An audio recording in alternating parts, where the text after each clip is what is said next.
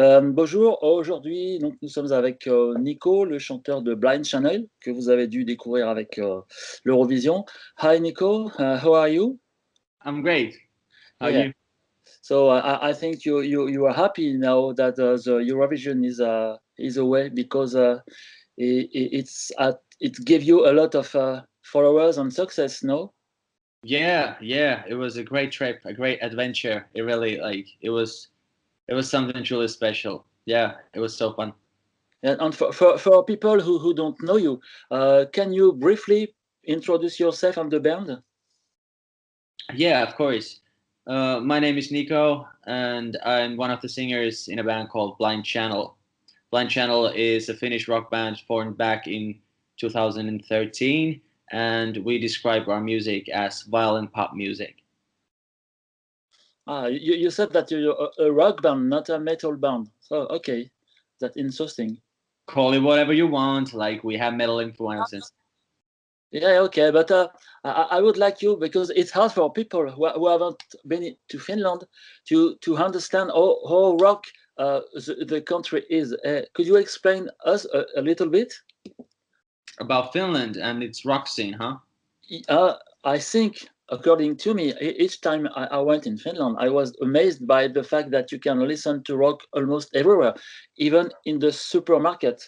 I remember when I was with my friend, we went into a huge supermarket, and there was AC/DC, and I take a look at him and I said, "What the fuck?" It said, "It's normal. We're in Finland." So Yeah.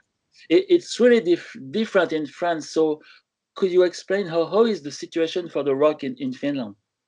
Well, like Finland is definitely known for its rock bands. I actually some time ago I read an article. I can't remember specifically what it was about, but it said that Finland has the most rock and metal bands in the world if you compare it to the population or something like that. And Yeah. that's really crazy. And Finland has had huge international successful English English singing rock and metal bands like the Rasmus, Him, Nightwish, Children of Bodom, Sunrise Avenue. Well, they're more like pop rock, but anyway, like huge rock bands that were successful internationally. So yeah, Finland has a lot of rock bands. I don't know why is that. It's maybe like because we have long winters and it's dark here. It's in the rock music, rock and metal music is in our DNA. I think it's Yeah. it's weird to say it now because now it's 30 degrees Celsius hot in here, and I'm like, it's so hot. One day I had a discussion with a Finnish musician, and yeah, I think the weather is an important part of the success of Finland band, because the guys always told me if I was in LA, I was surely on the beach and taking a look at the girls and not playing on my guitar. So maybe it's a reason of the success of Finnish band. No, Yeah, that could be it, I think. uh, uh, do you? I think that French people don't know this band, but is Poupeda a reference for you, because they're still alive? And few people know about them outside Finland, but they're still playing in full of people. So, are they a reference for you? Poped, are you asking? Yeah, yeah, because I saw them on stage. Yeah. Well, I don't know if Popeda is a musical influence for us, but I think we've got some habits from them, especially when it comes to drinking. No, no, I wasn't talking about the music, but the fact that they're still alive and they only tour in Finland almost. So it's the same in France. We got, maybe you know it. It was Johnny Hallyday. It was very famous in France, but outside France, nobody knows him. So Yeah. I always think about Popeda. So because I have the impression that you want to conquer the world and not to stay only in Finland. Yeah, of course, that was the dream from the beginning. Like we wanna tour everywhere around the world. We've done a couple tours in Europe. Never been to France actually, sadly, but we can't wait to come there. And but that was always the point. Like we wanted to like make music and play it in every place of the world. And I think we're getting there. It's going pretty fast right now, at least. Yeah, yeah. I think that it will be easier now. How the Eurovision is going from the inside? How do you live it? The Eurovision. Yeah, well, because it's really special. The mood is really special. It's different from a usual gig. Yeah, it's definitely different from the usual gig, and it was weird 2 weeks. Like we were all the time. We were at the Ahoy Arena where the Eurovision Song Contest took place, and we were just at the arena. Like we went there first thing in the morning, maybe 6 a.m., and we were back at the hotel maybe 2 or 3 a.m.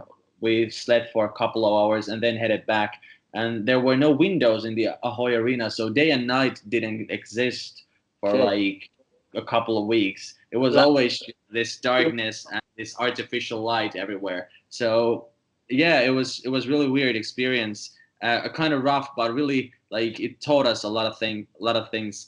And then of course performing in like the world's biggest music event, and like in live television, that was something truly special. So yeah, a lot of great things happening. yeah, and you didn't play live. It was a false concert. A false concert, yeah, Yeah. it was live television, but like we were singing live, but I think Just okay. The singer were singing live. Okay. yeah, you have to sing live. It's actually that's some singing contest rule, I think. So all the vocals were live, Okay. but the audio, like the instrumental, was the playback. Okay. After seeing the professionals vote, did you expect such a vote from the viewers? The viewers, like, no, like it was great. Like that, it seemed that they really liked our song and our performance. And I think that like the jury points weren't that good for Blind Channel, but that was never the point to please any Eurovision jury. Like the most important thing for us was that viewers all around Europe and all around the world like really liked us. And I heard somewhere that if they had just counted the like votes from the viewers, we would have been fourth, and that's also amazing. And I'm not complaining about the sixth place. That was amazing too. Like our dream was to be in the top 10, and we were. So it went just as we planned. And then also the Maneskin winning the whole competition, like a rock band winning the competition, we being in the top 10. That was just that's the best thing that could have happened. Like it's great for rock music, and it's really a statement for the whole music industry that people really miss rock music. People want rock music. Rock and roll is not dead. Rock and roll is doing well. Yeah, I think it's a huge message that had been sent to the professional. Oh yeah, I hope so. Um, you were about to release your third album, and then the pandemic happened. With this success at Eurovision, what are the new plans?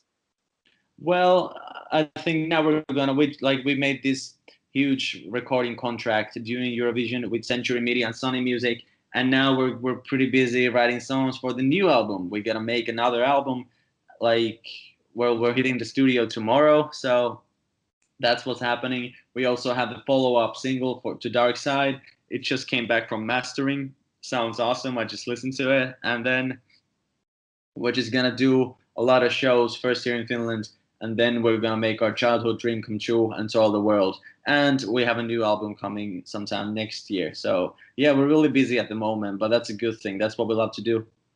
Yeah, of course. Did you write Dark Side especially for Eurovision? And what is the meaning of this song? And also the concept of the finger that you were refused to use during the show. Yeah, well, like Dark Side wasn't written specifically for Eurovision. It was written back in 2020 when everything was cancelled, and we were sitting at our rehearsal place, and we were pissed off and frustrated. We wanted to throw our middle fingers up and scream, but then we figured that a lot of people all around the world must be feeling exactly the same way, and we wanted to write an anthem for those people. Like when life turns to shit, you don't want to hear songs about hope and love and happiness and that stuff. You need a song where you can scream to, a song where you can throw your middle fingers up to, and that's when Dark Side came to life. And then that was before any thoughts about Eurovision or anything like that. And then, like, when the thought about Eurovision came up, we immediately knew that, guys, we gotta do this with Dark Side. Let's go to Eurovision and tell everyone to put their middle fingers up. And that's how it started. And then, of course, EBU told us not to like show the middle finger because it's a family show, and we saw that coming. So I always have an ace up in the sleeve, you know, like I was prepared for that. And then I was like, okay, we're not gonna show the middle finger, but if we can show it, at least we can make sure that no one can unsee it, and that's why we painted them red. Yeah, wasn't it hard to accept not to use this symbol, which is a message? No, it wasn't that hard because we saw it coming. We knew it was gonna happen, but we made a deal. Like if they would have censored it from the lyrics, if they would have said that we can't sing about middle fingers, that we had to change the lyrics or change the music, then we would have said that. Well, then we're just not coming to Eurovision because nobody touches our music. Okay, so I listened to your old composition, your old song. According to me, your music sounds dark, and the titles are rather explicit. You like Over My Dead Body, Time Bomb, Sharks Love Blood. But I must admit there is also elephant in the room. You mix metal, electro, rap, pop. You said how would you define your music, and what are your main influences? You said that you are rock, but what are your main influences? Because you mix all of that. Well, like we call our music violent pop music, which to us means like it's rock music with mainstream touch because we're definitely a rock band, but we love everything that's going on in the mainstream. So if we hear a cool song on the radio, we want to be able to say that, guys, we should do that, and then we just add our own rock touch to it, and that's what makes violent pop. And the biggest influence for me and the band is definitely Linkin Park because the guys were like they were such pioneers on doing what we're trying to do now. Like they were a rock slash metal band, but they took everything cool going on in the mainstream, you know, the scratching and the sampling and stuff like that, hip hop music, and they mixed it with their own rock music and created something completely new. And we never wanted to be like a second Linkin Park or like a poor version of Linkin Park. No, like we're not copying anyone, but we would try to do the same thing like in 2021. Like now we have in the mainstream we have this really weird pop music. We have cool electronic breakbeat music. Then we have like trap music, all that stuff. So we love those music. Like Post Malone is one of my favorite artists at the moment. I also love Billie Eilish, artists like that. The Weeknd, my favorites. And then we're playing in a rock band, but we want to be able to like make songs like catchy pop songs, but then we can't just forget the rock metal touch. It's in our DNA. So yeah, that's how it happens. Like we just want to like we don't want to be confined in this prison of genre. Like a rock band can't do this, and metal band can only do this. We want to like fuck all boundaries. We can do whatever we want, and it's gonna sound like Blind Channel. Yeah, but why you say pop song? Yeah, I think it's a risk because if people don't listen to your music, they only listen to the word pop. So you take a risk that you assume, I presume. But yeah, it's something that I can understand. Yes. Okay. Do you remember what was the first album you bought, and what was the album that gave you the envy to make music?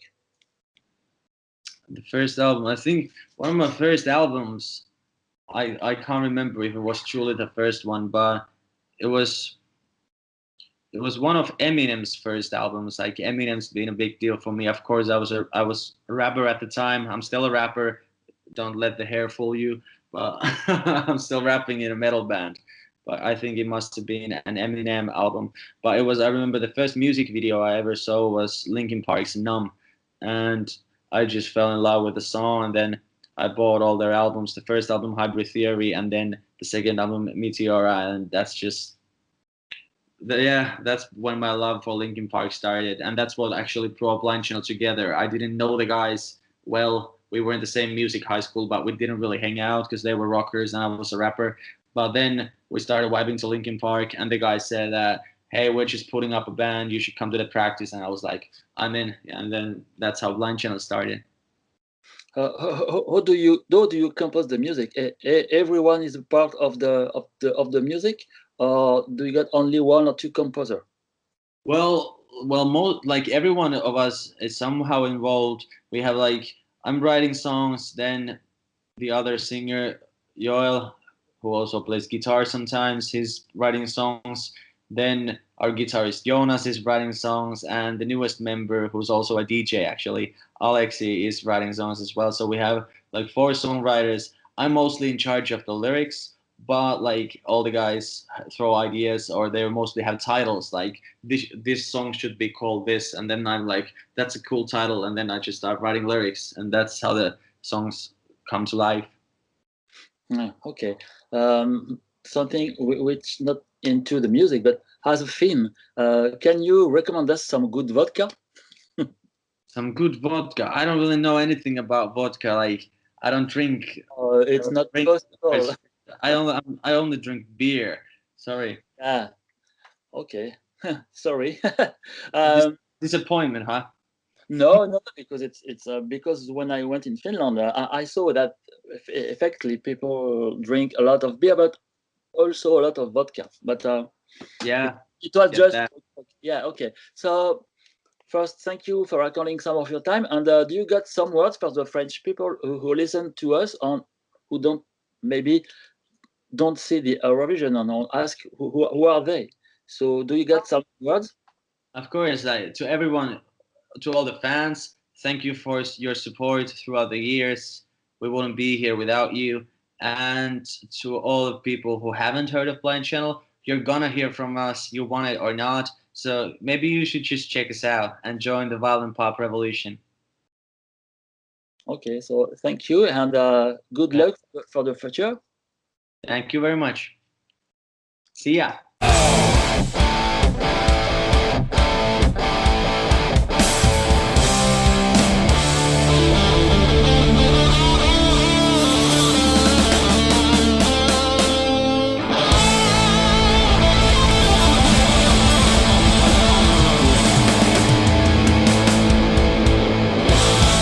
Ha ha ha!